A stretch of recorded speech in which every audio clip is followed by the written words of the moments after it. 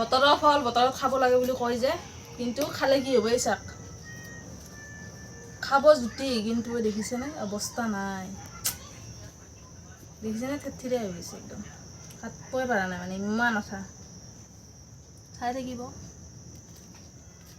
দিয়া এতিয়া ভাজি আছোঁ মই আলু, তাৰপিছত বনাম এতিয়া কঁঠাল। মই তেজপাত দি দিওঁ, কিয় পূৰা কেৰাহী গৰম হৈ আছে। সেইফালে পিঁয়াজটো দি দিওঁ বাৰু। আৰু বহুতে ভাবে দেই যে অকল বনোৱা ভিডিঅ'বিলাক দি থাকে, জানো আমি বনাব নাজানো, কিন্তু সকলোৱে বনাব জানে। কিন্তু মোৰ হিচাপত মই যেনেকৈ বনাওঁ আৰু আপোনালোকক দেখালোঁ। কিন্তু মোৰ আলুটো ভাজা হৈ গৈছে, আৰু ইফালে মোৰ মিক্সিত আছে মছলা, ইফালে মছলা, আৰু ইফালে মই কেইটামান দি দিম দেহাৰ হাতত লৈ লৈছোঁ।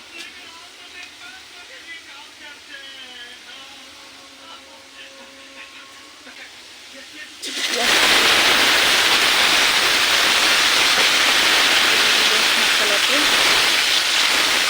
ভাজি লওঁ। মছলাটো ভাজা হৈ গ'ল, এতিয়া মই দি দিম কঁঠালটো। ভালকৈ বনালে মানে কঁঠালটো মাংস দৰে লাগে।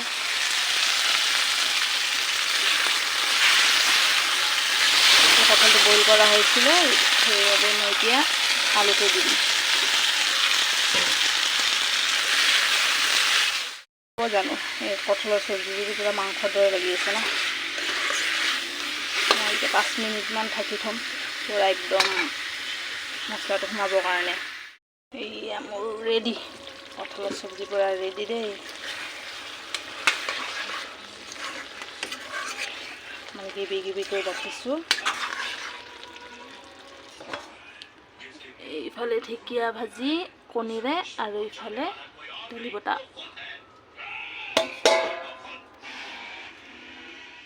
কেনেকুৱা আছে ক?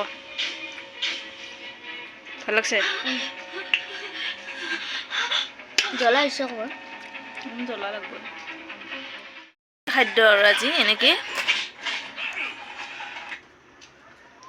এই ঢেকীয়া ভাজি, চাটনি, আৰু এইফালে কঁঠাল আলু চব্জি, এইফালে কৰি আছে টেষ্ট।